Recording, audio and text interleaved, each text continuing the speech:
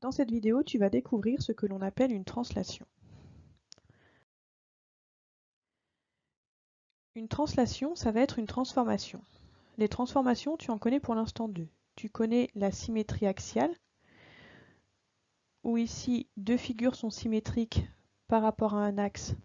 Si en pliant suivant cet axe, les deux figures ici se superposent.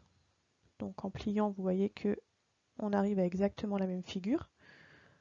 Donc la figure qui est ici, c'est la symétrique de la première figure par rapport à la droite rouge.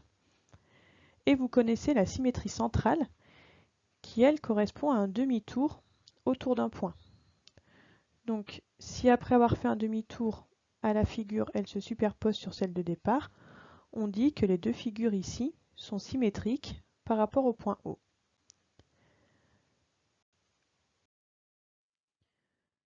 Une translation va correspondre en fait à un glissement. La figure qui est ici, c'est l'image de la figure de départ par une translation. Donc pour avoir cette figure, on la fait en fait glisser en suivant la direction ici donnée par la droite IJ que l'on retrouve au niveau de la droite FF'. Donc cette droite donne la direction de la translation. Donc vous voyez que si je bouge la droite de place, la direction de la translation va changer. Elle est donnée par un sens, le sens qui nous indique vers quel endroit on va. Là on va vers la droite en suivant donc la flèche. Et ça va être défini également par une longueur. Ici, la longueur du segment IJ, puisqu'on va retrouver exactement la même longueur ici. Lorsque l'on effectue donc une translation, on obtient une figure qui a exactement la même forme ici que la figure de départ. Elle a juste été déplacée donc en suivant la flèche ici qui est représentée par les points I et J.